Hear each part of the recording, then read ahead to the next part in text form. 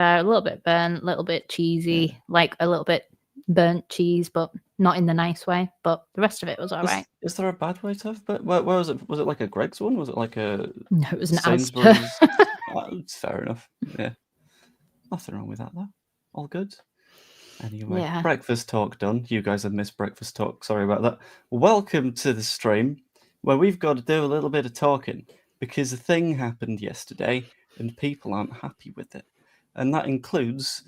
And I was sad to say that I had to end up sitting in a car park of a local college at 7 aside, talking at a camera. That includes me, depressingly, and I believe that includes our lovely guest today, Evie. How's it going?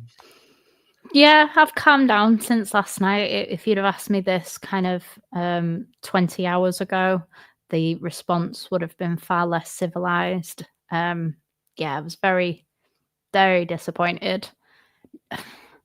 Not surprised, but I'm sad that I'm not surprised because it just seems to be, regardless of ownership, this is our. I don't know why.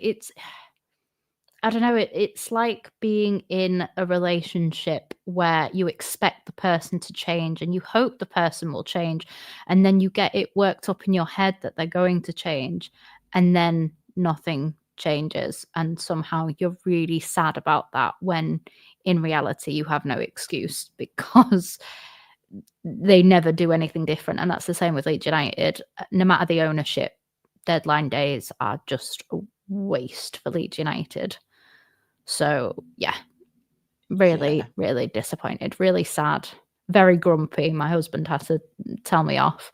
But yeah, I'm very disappointed. I think there are positions that are glaringly obvious that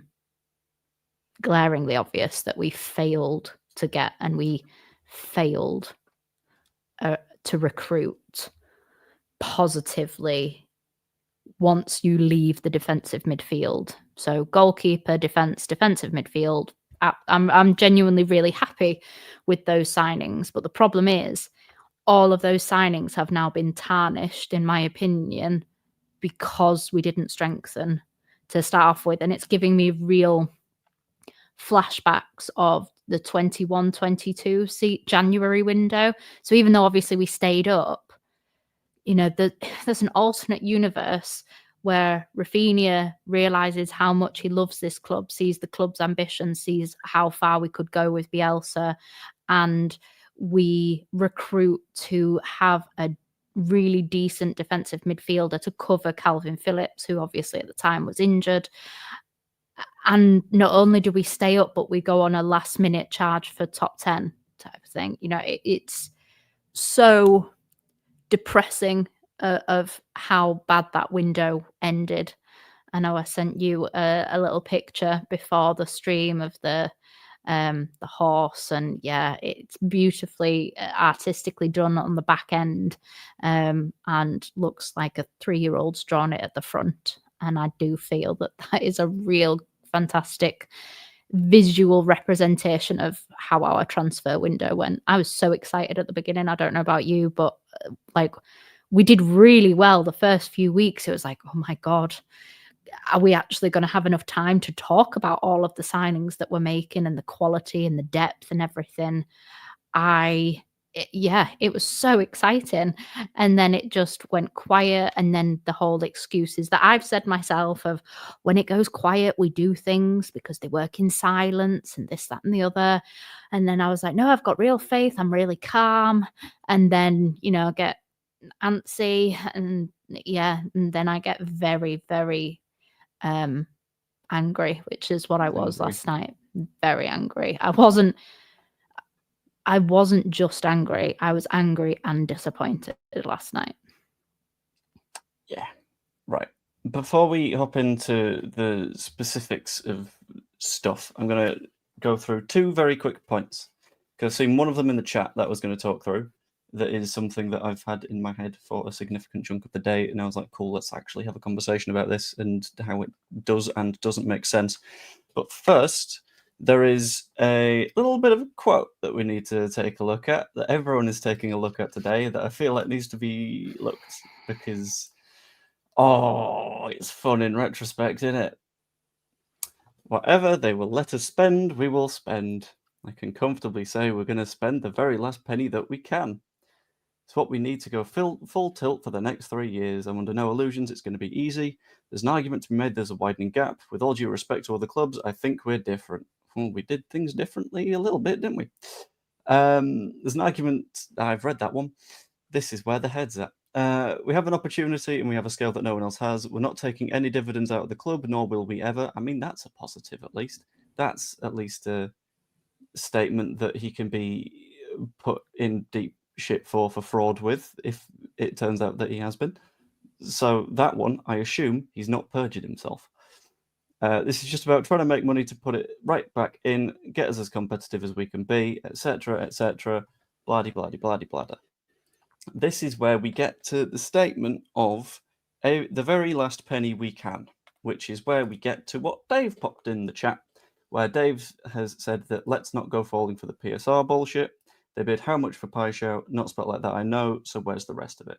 As far as I'm aware, and this is heard from multiple different people, and all of the people I've heard it from are fairly reliable, the extent of the money that we could spend before outgoings was £101 million, which is a decent wad of cash, but obviously not everything that we needed to spend, because I think we went just over 100 million in the window.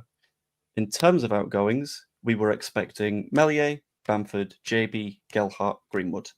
Maybe one or two more. I don't know. I can't remember off the top of my head. Of those, the only one that left for a fee was Sam Greenwood, because Bamford we had to pay off, which is going to eat into that PSR a little bit further as well. JB went on a free because Hull are under an embargo. Greenwood, we got a fee. Wonderful. From some moron club in Poland who were like, actually, yeah, let's pay 4 million for this guy.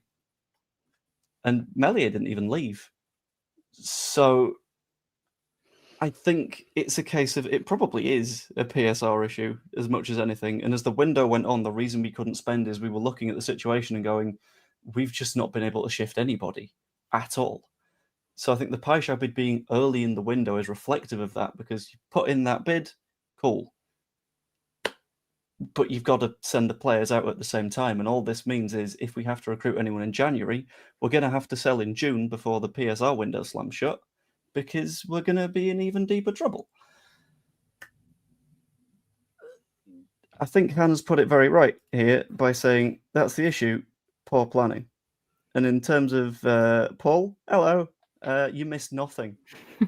I went onto a football pitch and I was like, cool, let's go out. Let's do quite well at 7-a-side. Fun fact, we ended up winning. The only 3 goals that I conceded were own goals. One of them, I was beautifully dinked by my own centre-back. That was spectacular. But I got off the pitch and I was like, okay, I heard that we had a deal sheet in. Oh, we did or didn't? So, what? So, from the perspective of someone that was like available throughout that part of the evening, how did things go? It was just sad. You know, I was sat there watching streams on my phone. I was watching, you know, the dreaded Sky TV, and watching. I know. I felt like I was violating myself, in all honesty. And watching other clubs, watching Sunderland, watching Burnley, direct rivals, watching Fulham, who up until basically yesterday, we'd had a far superior window to Fulham, and bam, they get a load more forwards in, and they toy with a direct. Why at the end of the window are we trying to purchase from, at the minute, a direct relegation rival? Why are we trying to purchase under what circumstance would it make any sort of business sense for them to sell to us when currently they are below us in the table?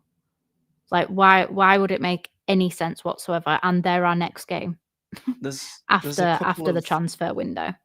There's a couple of weird bits of narrative sort of surrounding what happened with that move, so I'm just going to sort of break that one down as of now. The story out of Leeds was that Harry Wilson's team had, not Fulham, but his like representatives, had been told, go out and get a bid worth this much.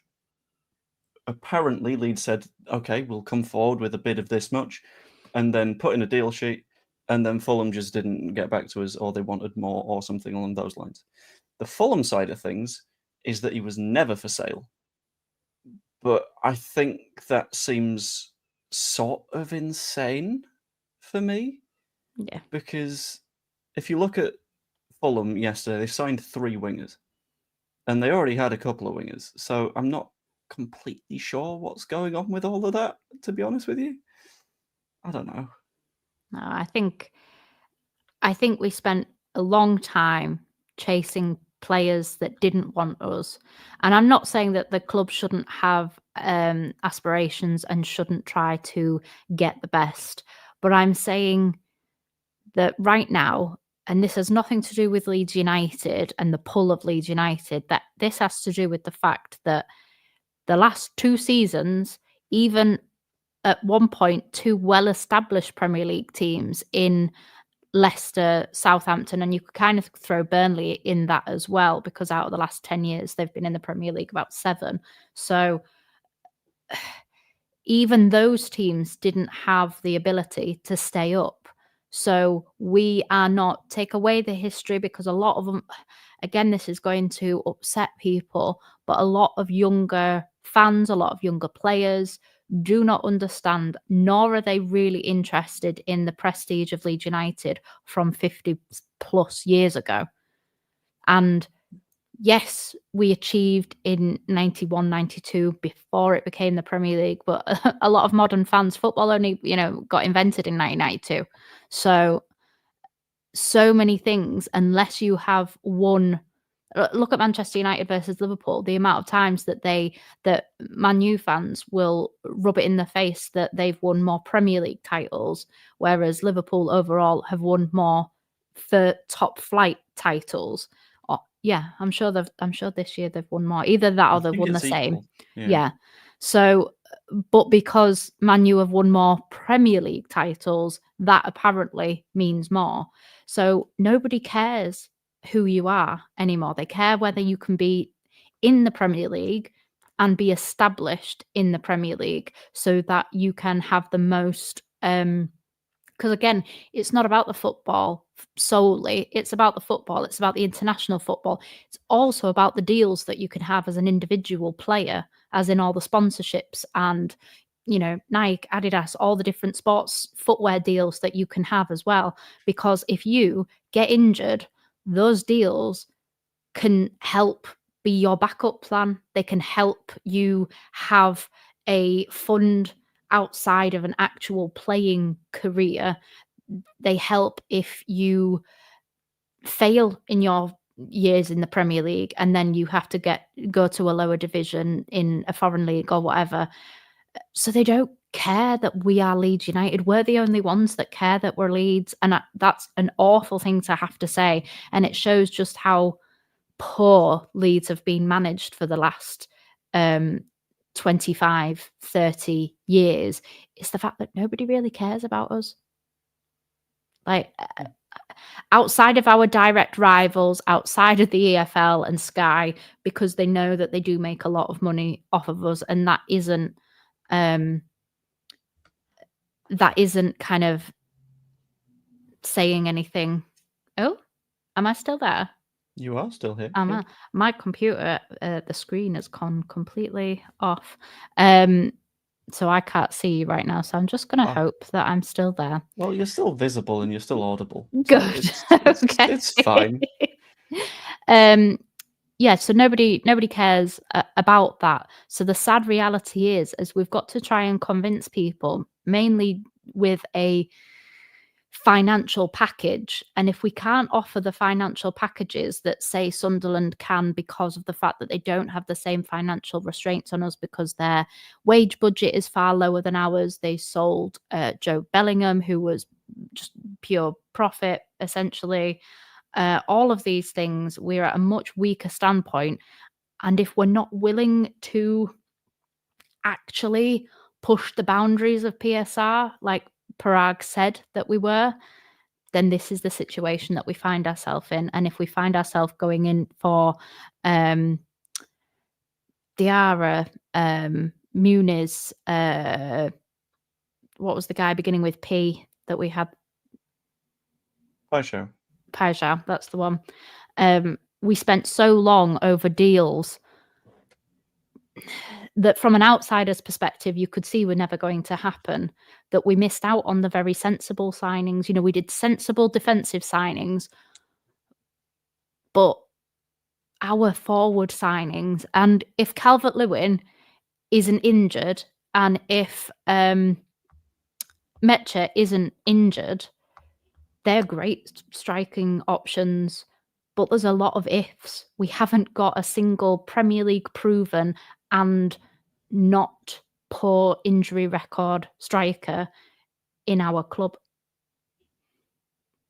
And that's concerning. Yeah.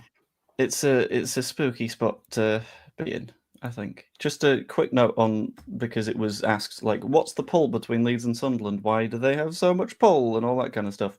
That's just because they're throwing wage money at people.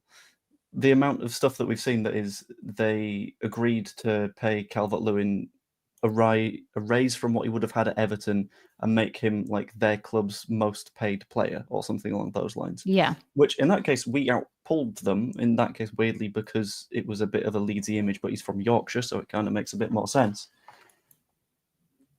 But a lot of it was a case of Sunderland being willing to throw money at things and us sort of going, maybe not.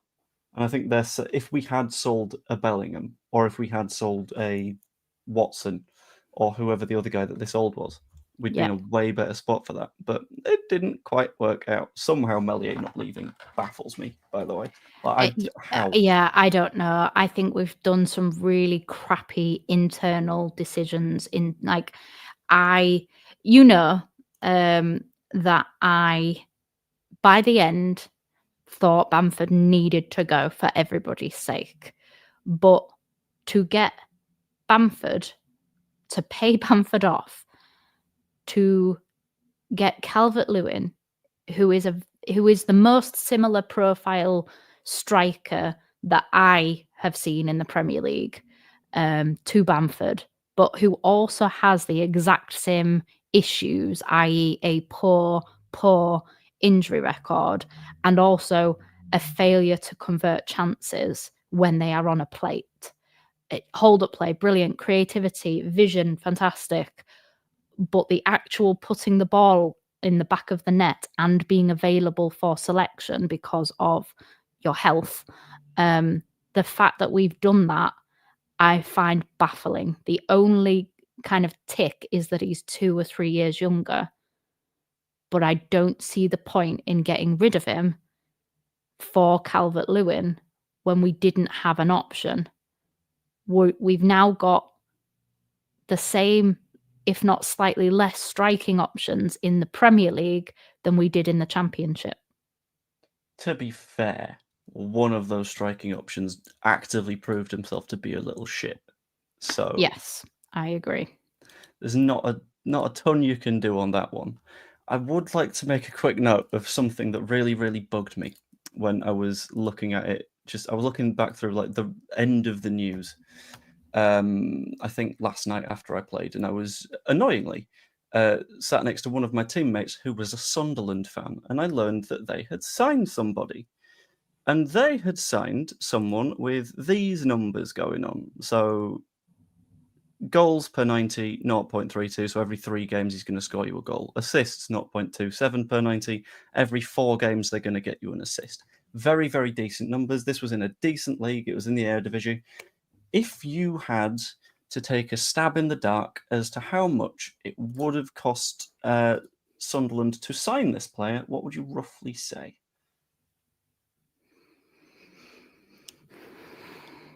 Oh, is this the one that's like 2 point something million? Yeah, £2.5 million. Yeah. That yeah. I'm not going to say the words that came out of my mouth when I saw that. But yeah, I was absolutely fuming. Absolutely fuming. I think that we've just let ourselves down massively. Well, no, we haven't. The 49ers have let themselves down. The 49ers have given themselves an incredibly difficult task to do in terms of fans very rarely like owners. I don't know. Am I still on? Because Yes, I you're still still can't visible. You're I still still audible. can't see All is anything good. because my computer has had a moment. Um, Fans don't usually like ownerships. It's a very fickle relationship. It doesn't take a lot for an owner could do everything right and they do one thing wrong, and a fan base will jump on them and be like, "See, we told you we didn't trust you." Blah blah blah. But they didn't spend in January, and their big kind of thing that came out was we're going to have the resources to spend in summer, where we've been planning this for months. And if this was their plan, God help them if they didn't have a plan. Like, I genuinely I would be so concerned right now if they didn't have a plan, and where would we have been then? The fact that the manager consistently throughout the window, before the window even opened, said we needed attacking options, because he clearly knew he wasn't going to be using Joseph if Joseph didn't get his finger out, which he didn't. He knew that he wasn't going to be picking Bamford because he spent the first year defending Bamford, and then he kind of, you could tell his patience was wearing thin last season when Bamford barely played, had no goal contributions, I don't believe, and was injured large portions again of the season. At least the season before, in his first season in the Championship with us, he did have several goal contributions and was part of the team that went on that unbeaten run for the first kind of 13 games of 2024.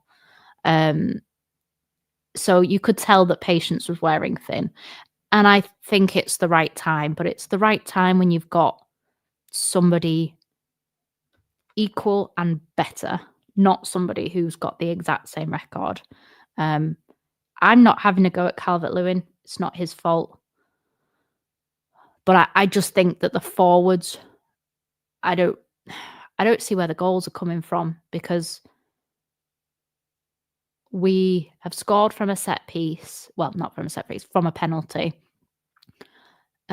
Which as well was 100% a penalty. There's no doubt about it. I know lots of Everton people have been like, "Oh, it's not." It was. He moved his arm blatantly towards the ball. If it had hit him on his shoulder, it wouldn't have been, but it hit him on his arm, and he used his arm to make himself bigger. So therefore, it's a penalty. But we didn't show creativity all through pre-season at all either. We nullified people. We did very well with AC Milan. They did exactly the same with, Man U. I mean, we're not quite Grimsby, but, we'll get there one day. And that was a glaring thing in pre-season. We're now 3 games into the season, 4 games into all competitions. And again, our most creative outlook is our right back. He can't make those same runs that he did in the Championship in the Premier League. He simply cannot. The only way that Bogle can be that creative player is if maybe you put James Justin behind and move him to the wing instead. You just can't, maybe play 5 at the back and then have him going further forward. I really struggle, and you and I are very similar in the fact that we'll always try and see the bright side and positive side of things. But I feel very deflated after that transfer window ending. Yeah, it's not one of the more fun spots. Although, to be fair, and it's on the sort of creativity front, I was a little bit curious about something like the chances that we've created compared to the goals that we've scored and all that kind of stuff.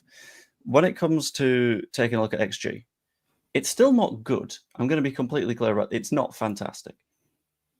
But I think if you account for the fact that 2 of those sides were both Champions League sides, but sides that are renowned for being defensive rocks, Mm-hmm. like, that isn't something that we can just sort of miss here. we No. have created a decent amount of chances. Like in terms of XG, we've created 3.22, which is a goal and a bit per game. Issue is we're not finishing them. And we've Which just bought a strike. Well, not bought, but we've just got a striker who, just like Bamford, is renowned for not taking opportunities. yeah, So if we're only creating a minimal amount of chances, especially if we're going to be up against it, we're going to have to play a very defensive game. I've been on about it for the last 2 seasons, especially conversion rate. It was shocking in the Championship, but we got so many chances that eventually we scored. We often had to walk it into the net. We're not going to have those opportunities in the Premier League. We're just simply not going to have them. We didn't even have them against Everton. We earned, and it was a penalty. And a penalty is a perfectly legitimate goal. You've earned it. So, but we didn't do it against Newcastle, who were also very dull up top as well. We probably won't get a better opportunity to not only just get a point, which I think we needed after conceding and losing back-to-back games in the cup and obviously getting demolished by Arsenal. But we had an opportunity. If we'd have had more creativity, we win that game, in my opinion. We did enough. We had enough possession. We had enough shots. We had enough opportunity to create something. We just didn't have the creators to create it, if that makes sense. Yeah, and I think one of the scarier parts of it, and I don't know if it's a scary part or a good part, I'm completely undecided on this, is that when it came to the creating opportunity side of things, sorry, not thing, singular, the side of thing, the one player that came onto the pitch and I was like, you've done a pretty stand-up job there, it was Jack Harrison. And that's a bit spooky. On this one, just to you've seen Okafor for 90-ish minutes, maybe, off the top of my head. So I think it's very early to make a judgment on him that a lot of people are seemingly jumping to. Yeah, But I'm I not think making any decisions on any of our forward players in terms of they're crap, they're this, they're that. Nobody's brilliant when none of them really have properly had a pre-season with us because we made sure we got our defense sorted and then we waited so long to actually get the attack that they've not had a pre-season properly to be able to gel. And so I don't think that you can really judge any of them, even Calvert-Lewin, because he didn't have a pre-season at all. He hasn't played for 4-5 months. So, yeah, I think people who are calling Okafor out already, I think that's just lazy, in my opinion. Yeah. It's the same as the people that are immediately calling out Lucas Perry and going, well, Lucas Perry is very, very clearly a bad player because he's conceded 5 goals. And it's like, if you look at the chances, there was a penalty, there were 2 corners where that's not his job to be the sole person that cleans it up.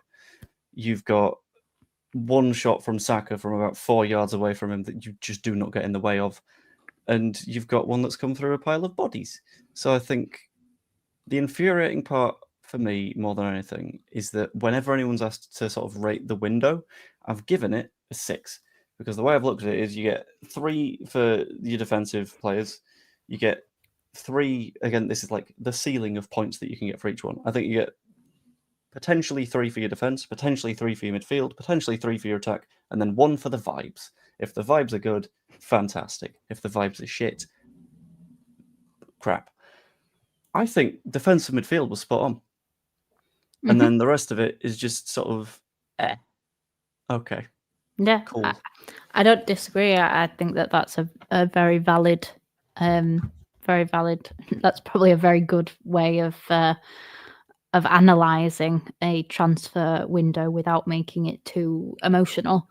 I think last night just triggered everybody's emotions, though, and we could see it happening with, it seems to be that midfield and defence we've got quite a few of our top targets, whereas offensively, we've not really got anyone, because I don't even think that Okafor was anywhere near the top. I'm not saying, and this isn't me criticizing him either, it's just there were plenty of other options that we were genuinely linked with before his name came about. And that concerns me, is that.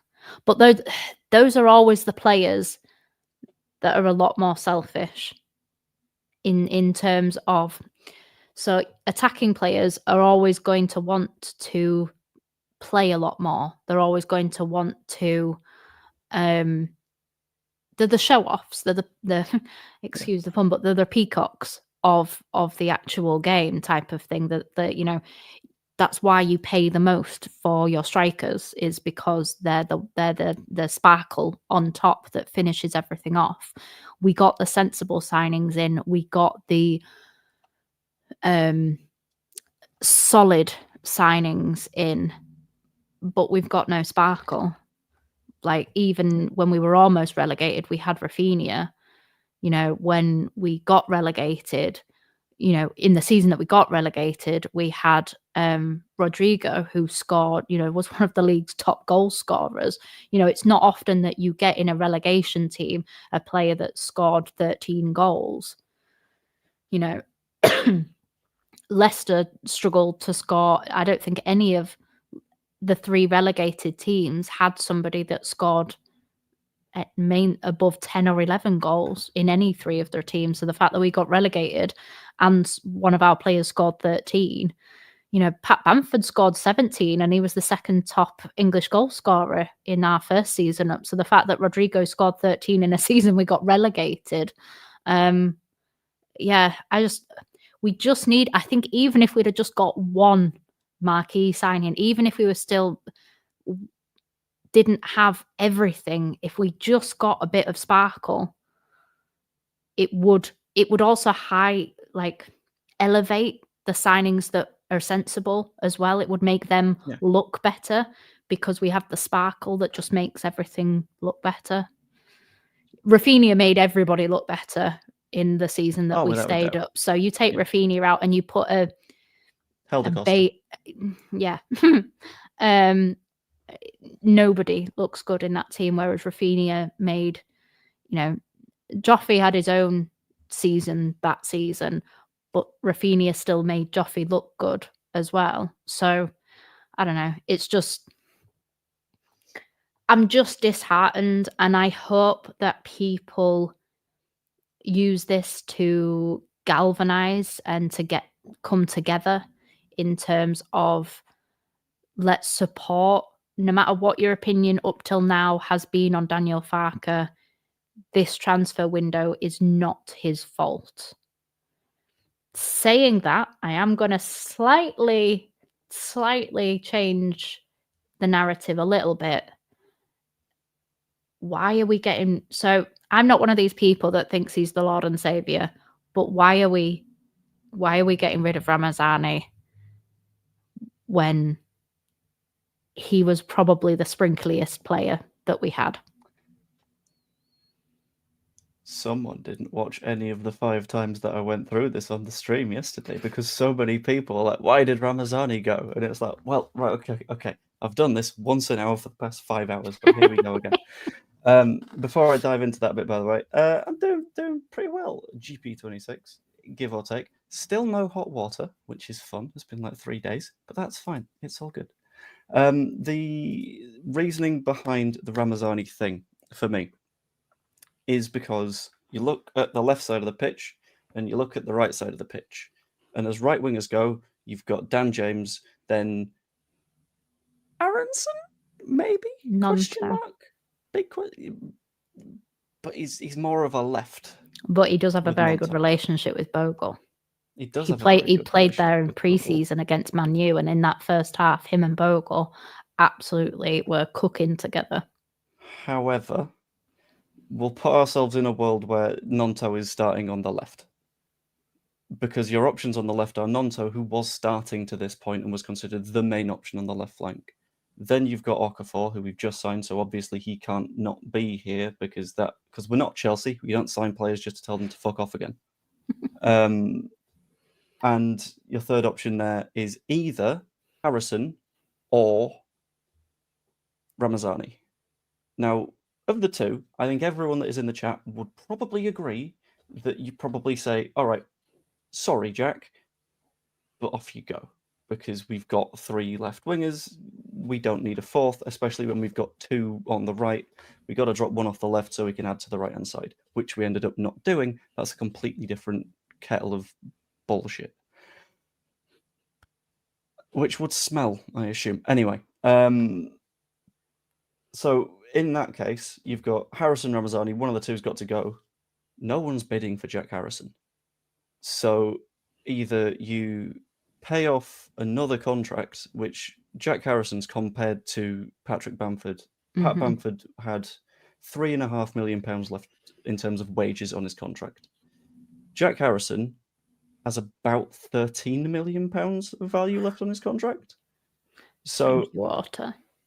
Thank you, Victor. Yeah. So either you pay off 13 to 15 million pounds, whatever it is, or you send Ramazani on loan and see if he can develop and see if you can tell Jack to piss off next year.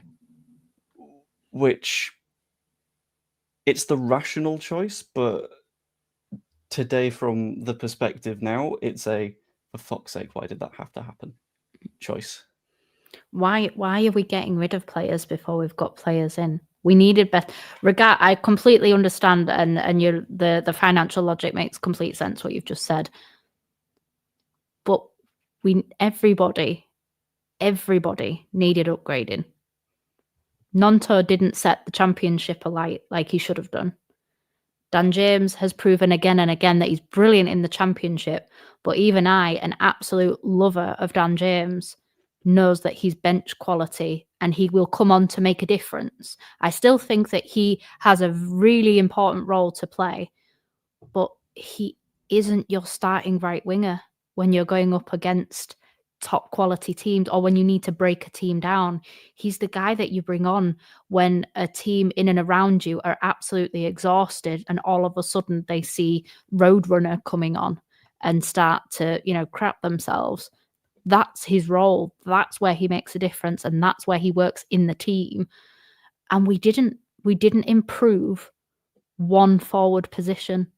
We swapped like for like when you think of Bamford and Calvert-Lewin. The only thing is that you've got a player a couple of years younger.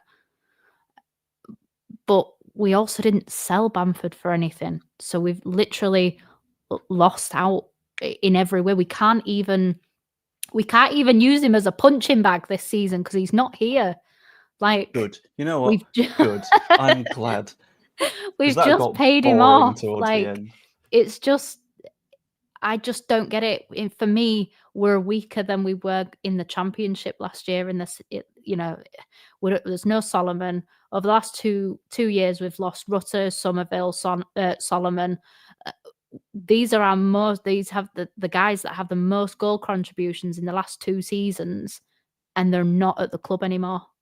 And we're now back in the Premier League, weaker than we were in the championship, which is not. It's just not how you go. And yeah. I will come back to being positive, and I will come back to. But right now, it just hurts. When we start up again, like, I'm kind of glad that there's an international break because I can be all kind of like mopey. And then by the time it comes back, I hope Farke riles them up to play Fulham. I really do. I really hope that there's an extra middle finger up at that corporate box as well that says, yes, we'll beat them. We'll get points away. Are we at home or are we away? We're away, aren't we? Guessing away. Yeah. So like, I really hope that we find that Newcastle spirit, but away from home, and we dig in and we get a point, and that point will be all on the players and the manager. That point is not on the board. That point is for the team, nobody else. Yeah. It's Because that's the sort of annoying thing. I think a lot of people are going to take what's happened, see that we've not really done especially well out of it, and they'll go, "Oh, okay, well, that's not enough points by this point. Daniel Farke's therefore a shit manager." It's like, no, because again, it's like the third time that the guy's been promoted to the Premier League said, kind of need this. Admittedly, at Norwich, it was, we kind of need everything. But in this case, it's been like, okay, for 2 years now, I've been saying, can we have a 10?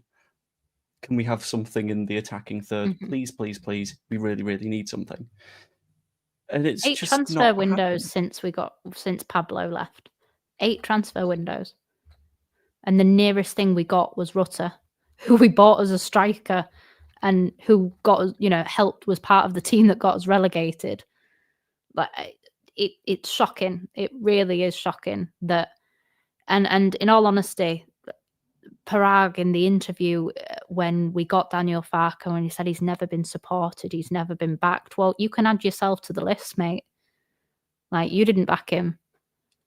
You can't defend your way to safety. At least if you score, you stand a chance of winning. That's putting so much pressure on the defence to get everything right, to not then have to, if they concede one, they lose. Yeah. Yeah. I mean, not necessarily, but yeah. Oh, even my hopium isn't kicking in right now. I know. I don't like feeling like this because there's so many people in, I mean, I don't ever go on Twitter anymore anyway, but I just think that I'm going to lick my wounds and then I'm going to come back and I'm going to support Daniel Farke and I'm going to be his biggest advocate because now, so one of the things that we criticise Farke for is he has a very limited style, and his style works best with a particular formula. And we are now playing a completely different formula, and we haven't improved to help that formula work. We've improved defensively, and we've improved in the defensive midfield. Even if we'd have just got a central attacking midfielder, even if we hadn't, you keep Bamford, you keep Joseph, you keep Pirro, and you just get somebody who can take a goddamn set piece. Considering it's a set piece that we've scored from being a penalty, if that's what we've got to rely on to get ourselves safe this season, then that's what we have to do. It's not pretty, it's not glamorous. Farke improves players at a championship level, but he has no record of improving them at a Premier League level. The only manager right now who I would have any faith to improve the players that we have is Bielsa. And he's a little bit busy. Yeah. I've seen the same name bounced around a few times, and I'm just, it kind of needs to be sort of discussed, right? Because everyone is talking about Josh Brownell. And whilst that's all well and good, that's fine. That screams plan G or H or I or J. Wasn't he in talks with somebody yesterday? I'm sure I saw his name on one of the lists that that we were sending in the chat. I'm sure I saw his name, but I haven't heard anything since then. It's a spot in which he can sign for anyone at any time. Yeah. Because just free agent. So sure, in theory, we can sign him now. He'd have the international break as like a mini pre-season or whatever, but we know that he's not going to be up to the level of fitness that Farke specifically wants, because we know the level of fitness that Farke wants. And Calvert-Lewin came in as a free agent, and he still took a couple of weeks of fitness work to get to where he has to be. So we know that's not just going to be a bang, it suddenly works situation. Apparently, he wants massive wages, and although it's been said that he is reasonably interested in what the project looks like, fine, but also there are so many other options that we could have had so many times, and we just haven't. I agree, but I suppose shoulda, woulda, coulda now, isn't it? If Brownhill could be a difference maker, but it's the player has all of the power, but there's only so long that he has that power before eventually, even as a free contract, like a free agent, he will want to play football. So then his demands lower because of the fact that nobody sees him as a player that is worth 100 grand a week or whatever it is that he's demanding. I just think that it would still be somebody to look at. And how often have we had it where our first person that we've thought of, everybody thought that Solomon was going to be a crock last season, and he was arguably our best player. So just because somebody's option G doesn't necessarily that he couldn't actually end up being the option. Just like if you get your first option, doesn't mean that they're going to actually hit the ground running. Sunderland, I'm jealous of them right now. At this current moment in time, I am envious of Sunderland. But what if they all flop by the end of the season? What if in January they haven't earned enough points and they all go off, obviously, to AFCON? They all come back injured. They all come back disinterested. They all come back exhausted because their national team hasn't done very well. We've seen it happen even at Liverpool with Salah. He'll start off the season absolutely incredible, go to AFCON and will fall off a cliff. It's happened multiple times. So right now, I'm jealous of Sunderland. Ask me that question, though, at the end of the season, and it may be a completely different answer. It's, in a weird way, this feels different to the January window. Because in January, we were kind of looking at it being like, well, we could do with a number 10, but we're at the top of the table without one, so we'll probably be okay, I suppose. Mm-hmm. Whereas this time out, we've known that was an issue. And the fact that we are down to looking at Josh Brownhill, no matter whether or not he plays well, because he is a decent footballer, that's fine. But the fact that we're having to sort of look at him in the first place is sort of like, so what have we been? Why have we gotten to this place in the first place? Because there's so much other stuff that we could have gotten done. And now we're potentially saying, yeah, well, if the free agent wants to come to Leeds, then he might do okay. It's pain. Yeah, and I know obviously there's a lot of very sensible chat in terms of Sunderland were way below us. Like it wasn't just that they've got promoted as well. They were 20 plus points below us. So our quality was far superior, and they have the same struggles that we're going to, like any promoted teams, in staying up. But they can get it done. Why can't we offer things? I just don't understand how not Forest went and bought a brand new football club essentially worth of players.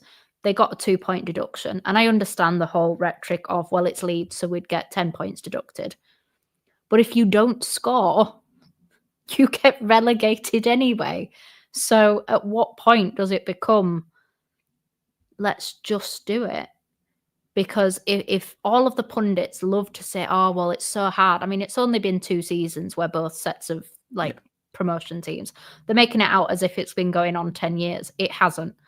But at what point do we not just say, let's just do it? Like, let's just do it, Let's just throw some money at something, and then that'll do. To just quickly respond to John, we're one player short of a full team. How many more do you want? I mean, one. That's the thing. It's like you've one got sprinkling player. Yeah, you've got a jigsaw puzzle that is so close to being put together, and you've got one more bit in the box, and it feels like all you got to reach over and you just slot it in, and then everyone's happy. Everyone around the room fires off their party poppers, and it's like, yeah, we did it. We finished the jigsaw, and everyone is jolly. But instead, we shut the box and we threw the box in the bin, and we said, that looks close enough to the picture. And to the people saying about Farke's pulling power as well, what pulling power does Scott Parker have? What pulling power is it Reggie Labrie? Yes, it's Mr. Cheese. Mr. Cheese? Mr. Cheese. Why? Brie. Oh, the Brie. Oh, Come on, yeah, there Brie. we go. Sorry. It's been a long day at work. But why are we constantly just saying Farke's got no pulling power? Like, come on. Like, that's just lazy. Like, all of they don't have pulling power. It's got nothing to do with that. It's got to do with the last 2 years of promotion teams, even teams that less than a decade ago won the Premier League, won the FA Cup, were in Champions League football. They still couldn't stay up. Just a quick response on the French pulling power thing. That I'm gonna bring up their current season's transfers at Sunderland, right? Habib Diarra is Senegalese. They've got Enzo Lafay. Well done. They got him last season though. Outside of that, there's Nordi Mukiele. That's one French player, and that's it. He's the French player. So if they come out of this without Mukiele, you're not saying, well, that was a shit window. Labrie's not got any pulling power, because that's bollocks. Absolute bollocks. I'm just mad. Yeah. I'm gonna mope. I'm gonna allow myself to be miserable. I'm not gonna allow myself to troll everything and everyone, but I am gonna allow myself to feel down. And then by the time that we come back and we're playing, I'm going to have like a giant middle finger, like, American style foam hand middle finger for the 49ers. And then I'm going to support Fark. I'm going to be extra go Fark because I think he's been stiffed again by a company of people that they just make themselves look like giant hypocrites because they called out Norwich for not giving him the ammunition and giving him the kind of, oh gosh, what the actual the oomph that he needed, and they've done exactly the same. Yes, we haven't sold anybody from under him because nobody's worth anything. But yeah, I am absolutely going to support Farke and all of the players because, as well, what we have to remember is it's not their fault that we didn't buy better. So if we don't have the players to supply Calvert-Lewin or Metcher with the ball to score, that's not their fault. Yeah. God.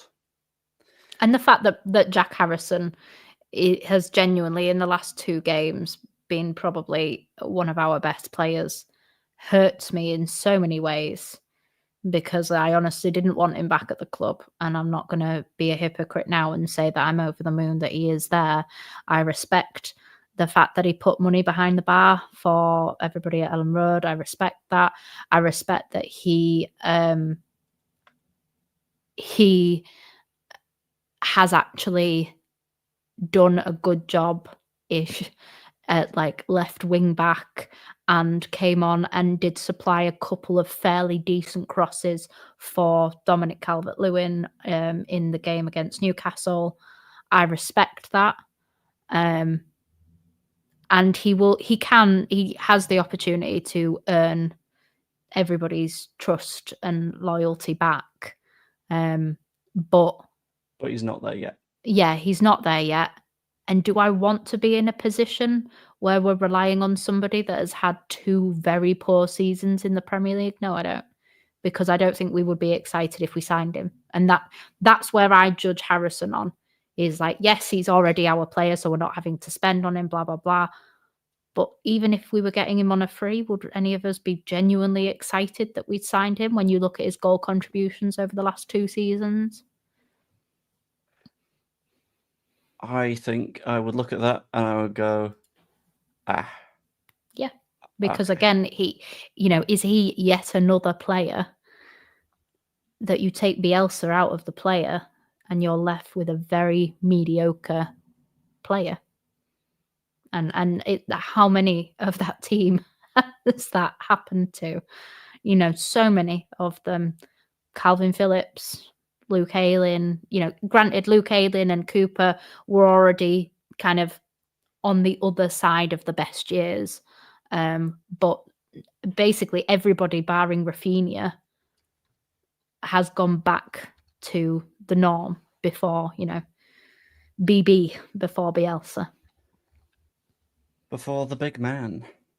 And it's like something that you mentioned a couple of minutes ago with at least we've not sold the players out from under Daniel Farke because no one's got any value. No one's got any value because we did that. We did that last time. Mm-hmm. So it's But again, so that wasn't dual. necessarily on the 49ers. Like, I will still defend them on that, is that they weren't in control of the club when those contracts and relegation release clauses were written in. So the only one, obviously, Archie, was written in when they were in charge. But if you gave Archie the option to probably save his club from real financial issues, then yeah, like Then you're absolutely going to take that. Yeah. Because he's still obviously a Leeds fan because he comes back so often. I've seen him so many times on the TV, sat in the crowd. So he still loves the club. It was just the right thing for him and the right thing genuinely for us at the time, because does he get in over Bogle at right back last year? No. He potentially gets in the midfield. He does. But who's he coming out for, Ampadu or Tanaka? Again, both of whom you could argue were some of the Championship's best midfielders. But Ampadu did spend most of the season at centre back because Strauch all right, has so one leg at the best of times. You could have maybe Archie and Tanaka. Archie Tanaka, and that pairing in the Championship. Oh, it would be it would be absolutely amazing. But without if you selling take Archie, him, you don't get Tanaka. Yeah. And if you take him at the role that he played for the majority of the season, which is right back, Archie with, I think, 2 goal contributions for an entire season versus Bogle, who had double digits worth of goal contributions. Yeah. You're going to have Bogle because it's horses for courses, regardless of what potential a player is and regardless of emotion. You're going to have Bogle there. So yeah, I will still defend the 49ers on that, because that is what I genuinely believe. It's not I'm just defending them because they're our owners type of crap. It's from a purely business point of view. They weren't in charge of the club at that point. So I don't think we can blame them for that, but we can blame them for this window. For all of the other things that they are actually responsible for.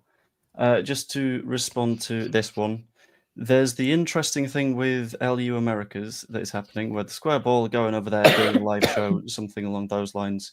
And it's being advertised as Parag, Stuart Dallas, the Square Ball.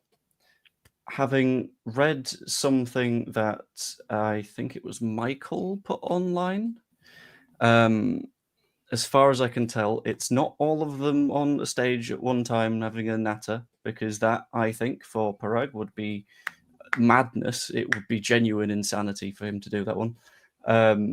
Instead, it's looking like something along the lines of a 30-minute Q&A with Parag, then a space, then Dallas, then a space, then Square Ball live show thing. So I don't feel like we're getting a chief operating officer interview this season, which I would say is the season that we need it as much as any, to be honest. I will give, like, Kinnear was a politician, but at least he did it. He didn't have to. Square Ball have got no affiliation actually with Leeds United, so he had no responsibility whatsoever to do that. But you have to give him the respect to say that it takes a lot to come into a space where you know that you're vilified a lot of the time, and to do that. I do respect anybody who is willing to do that. And I won't be respecting Parag until he does that. Fair enough. I mean, it wouldn't be Parag. It'd be no. To be fair, the guy that took Kinnear's job, he's called Robbie Cook, I think. And to be fair, he completely didn't need to do this. But on the last square ball walk, when we were in Thirsk, I think maybe he just showed up at the pub and paid for everyone's drinks. Which was, nice. I mean, like fair enough. You do not need to do this at all. Yeah. But, yeah. On this one, I'm genuinely considering implementing a rule where if anyone suggests that Leeds United sign Sean Dyche, they get a timeout for the rest of the stream. Because no, the amount of people that are looking at sort of Daniel Farker and going, the football's too boring. No. Dyche isn't the solution to that. Dyche isn't even a little bit the solution to that one, which is pain. Do we really want to? Surely that's just the same thing of getting like Big Sam in. That went well though. Yeah, that it went really well brilliantly. in a was game where we perfect. needed to win. Let's put on 6 defensive players. In a formation of a 6-3-1 as well. Yeah. And one of your fullbacks, that's going to be a centre back as well. Yeah. Which, yeah, maybe not. Just quick, we'll do 1 or 2 commenty bits and then nip off because I hadn't realised that over an hour has passed. My bad, sorry. While we're talking about players that have nothing to do with the club, I have a lot of respect for content creators, but not when the messages we used to be great. I mean, because otherwise you're just talking about things that happen like right now and only right now. And I think the thing about right now is, the only thing about right now is you can contextualize it with what has come before, and you can also discuss what is to come. And on the talking about players that have nothing to do with the club, that just means that you can never make another news video about transfers ever again. Because at that point, they got nothing to do with the club, right? So that's that done. I guess. Anyway, any final words on the shenanigans, other than the fact that you apparently make every stream better? Bless. I think that we all have to go have a sulk, have a cry, feel better, drink a cup of tea, and then really come out very loud and support the team, because it is not the players' fault that they didn't have the other surrounding players added to the team to enhance them. Therefore, we have to get behind the lads, because until January, they're the only ones that we've got. So let's support them. Let's get behind them. Let's not criticize every new player if they don't absolutely hit the ground running. We got 4 points out of 3 very difficult games, because even Everton is a difficult game because they're a direct rival. They're a direct relegation rival. So to get the 3 points that we needed out of them is a very good game. That's a good result. Newcastle at home, very good result. I think that if we hadn't have picked up anything against Newcastle, even though logically 3 points out of those 3 games is still a fairly good return, it just changed the mood. We showed grit and determination. You add a bit of match sharpness. Maybe DCL gets onto a couple of those chances and actually controls the ball better. So, I think that we just have to suck it up and support the team, because this is the team that we have, regardless of whether we know that it should have been improved. This is the team that we have. So let's support them, because they don't deserve our derision yet. Yeah. They deserve our full support. And I think as the entire window goes, the entire window was fine. It just ended a bit depressing. and that's why everyone's a little bit sad at the moment, but it'll be fine. And just to finish on this one, not saying the fans have to carry the team, we're just saying don't be a dick to players on social media because they didn't put a chance away, because we all know that that is coming at some point very soon. Good thing is DCL will have a very strong self online because he will have seen it all at Everton. He knows, with him being English and grown up here, played here, he knows what the social media world of football clubs in England are like. It's not like some of the foreign players that come over that maybe haven't been exposed to British media and social media. They maybe get a little bit kind of more hurt by it. I think Calvert-Lewin will be absolutely fine. So yeah, let's just not get on his back, because regardless, they're the team that we've got. So let's support them. So, with all that said, we're going to bring the stream to an end. If you don't mind, pop a like on it. That'd be lovely. It's currently at 99, so you could be number 100. I don't know. You could subscribe as well. You could subscribe to Evie as well. Her channel's over there. No, there somewhere in the title. So you can just click that, subscribe over there as well. It's lovely. And yeah, hope you all enjoyed, and we shall see you later.